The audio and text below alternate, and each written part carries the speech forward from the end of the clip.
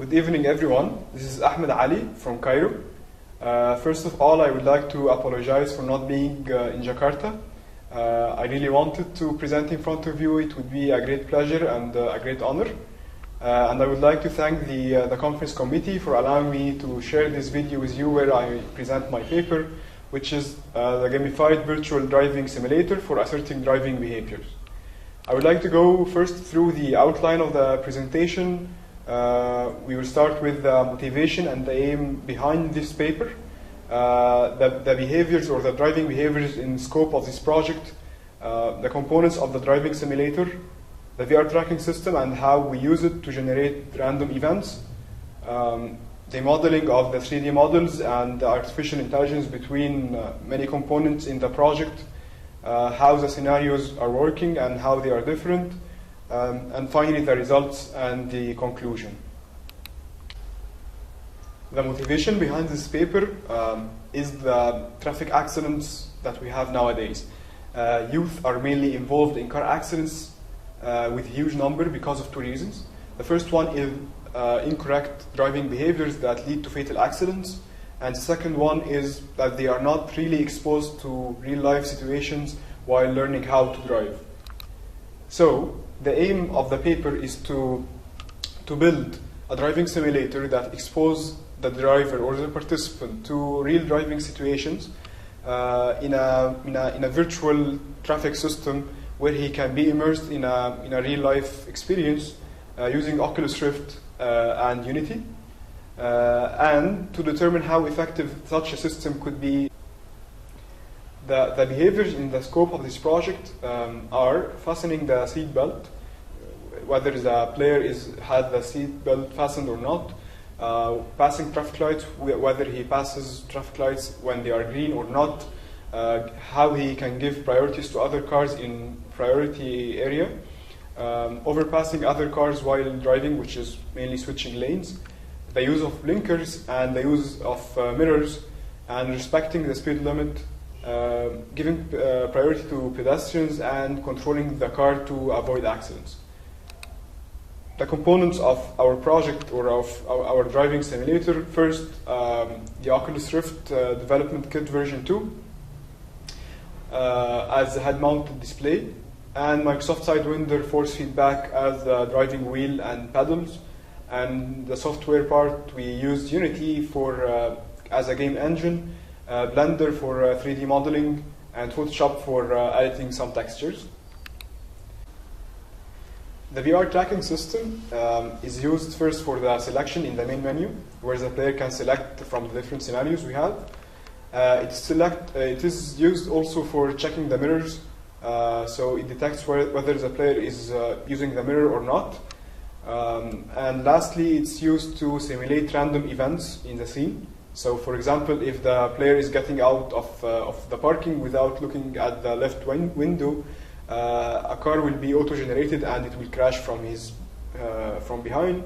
Otherwise, he will go smoothly and complete the scenario. The city generation, we used Unity terrain generation, where we had generated a terrain with trees, and then we started putting some 3D models, streets, buildings, etc. The size is reasonable. The traffic system is highly similar to the European traffic system. For the AI section, the first component we had the traffic light zone. The traffic light zone are implemented in many crossroads where we have four or three traffic lights, and they have four main roles. The first one is to alert the AI cars. So they change a state in the AI cars, so they will be able to stop for the red lights or to go on if the lights are green. Secondly, they alert the pedestrians, so the pedestrians knows when they are allowed to pass or to cross the road or not. It detects the player if he passed the traffic light, if he passed correctly or he didn't. And lastly, it detects the pedestrians when they are crossing the road, so it could be used in the analysis if the player passes the traffic light when a pedestrian is crossing the road at the same time. Second component of the AI is the priority zones. It's somehow similar to the traffic light zones. However, they are implemented in different crossing roads. The priority zones are mainly, they do not have traffic lights, however, they have stop signs and priority signs. So certain lanes are given priority over others. So the role of the priority zone is to check the cars coming from each lane and to assign priorities for each car. So each car can cross the road when they have the higher priority. And finally, it detects the player's behavior similar to the traffic light zone, so it could be analyzed later on. Third component of the AI is the AI cars. First of all, the AI cars are randomly spawned in the map from different locations, and they follow certain passes and they are fixed in the map. The AI cars have 4 states. The first one is the move state, and this is the default state where the car is only moving in its path till it reaches the end point, and then it loop in that same path. The second state is a stop state, and it's triggered on when the car is in a traffic light zone or in a in a priority zone, so that it has to stop before a red light, or if it doesn't have the priority in the priority zone.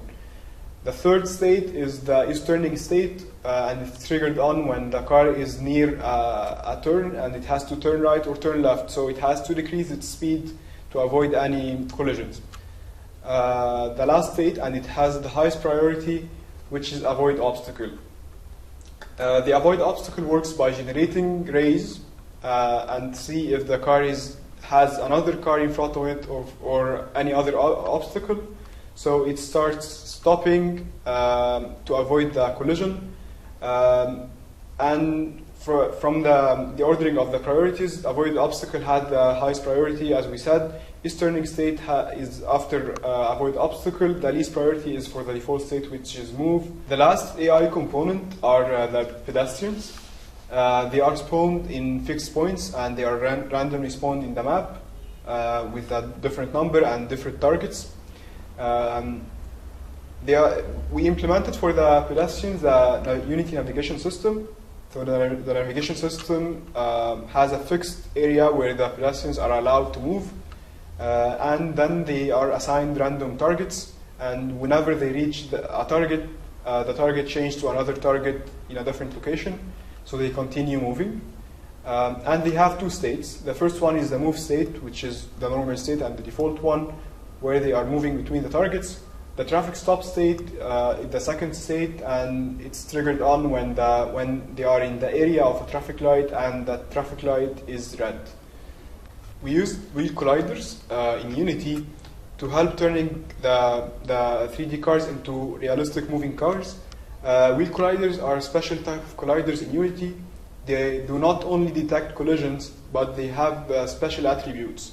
The mass, radius, suspension, friction are usually attributes that we found in real cars. The wheel colliders are implemented in the AI cars and the virtual driving car, which is used by the player.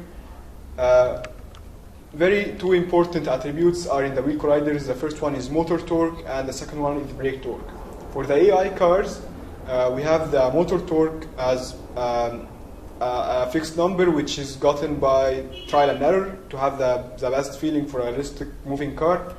However, the brake torque, we have a different equation that is derived from the second law of motion to calculate the distance we have till the car has to stop, and to generate a number through that equation to have a proportional brake torque for that distance.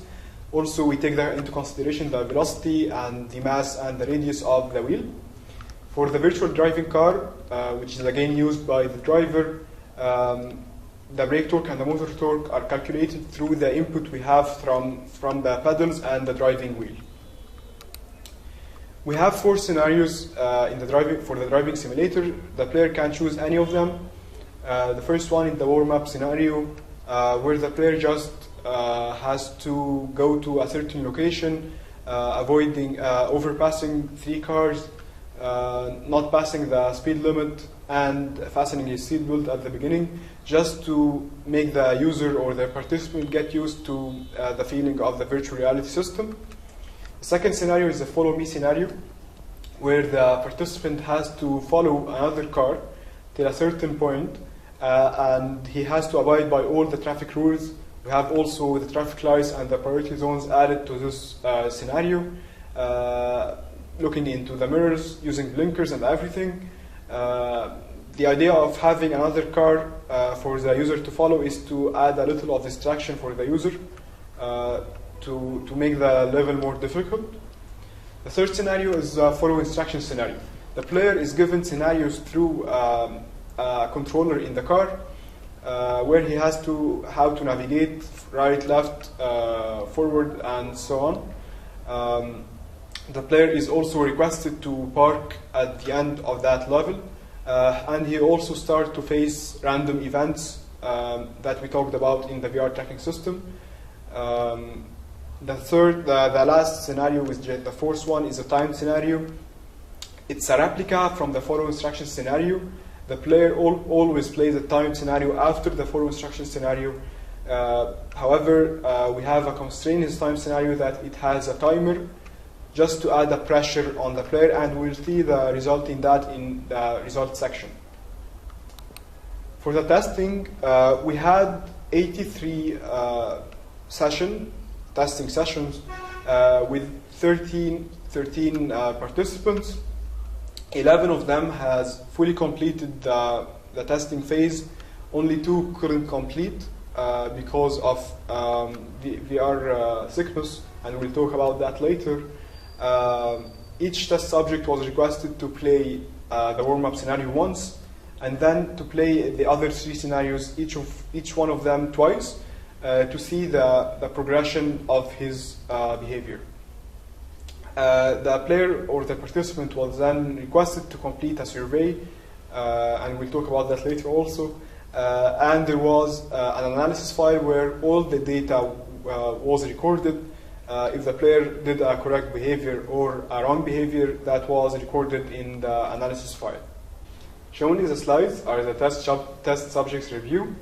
The quality of graphics was given 3.5 out of 5, which is logical because of the use of 3D low polygon models. The AI was given an average of 3.8.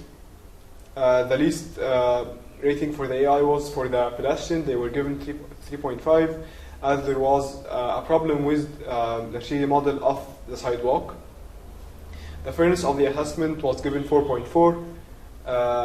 The test subject found the game to be entertaining and realistic, and they thought that it could be a good, or it has a potential for correcting driving behaviors later on. The VR sickness was given 3.2, as we had a problem with the lens of Oculus Rift. We were using lens B instead of using lens A because we had a problem or a scratch in lens A. Shown in the slide are the details of the test subjects review for the fairness of the assessment. All the correct and incorrect behaviors were fairly assessed, and they scored more than 4. Only the use of mirrors scored less than 4, as the ray casting technique of the VR tracking system was not accurate enough for the use of mirrors.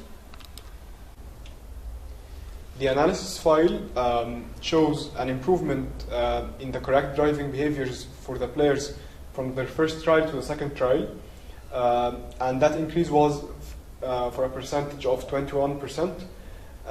And there's also another note that the time scenario, which was a replica from the follow instruction scenario, and it was played after the follow instruction scenario, the number of correct actions or behaviors has decreased. And this showed that the time, which was the constraint in that case, added some pressure, and that pressure has affected the driving behaviors of the player. The analysis file shows as well that the faulty behaviors has decreased from the first trial of the test subject to the second trial, and it decreased by a percentage by a percentage of 17%. It's worth mentioning that all the test subjects aged from 20 to 23, as we were only targeting youth, and we had 7 female test subjects and 6 male test subjects, and most of them had previous driving experiences. Finally, to conclude, we have implemented a fully driving simulator that has 4 different scenarios and that has a very good base for a futuristic driving simulator that can generate random events based on the behavior of the driver, of the current driver, and that changes with the variation of behaviors. And the results showed that this driving simulator can help in the future asserting driving behaviors in a safe environment. Thank you again, and please feel free to send me any questions you have on my email in the slide, and Merry Christmas everyone.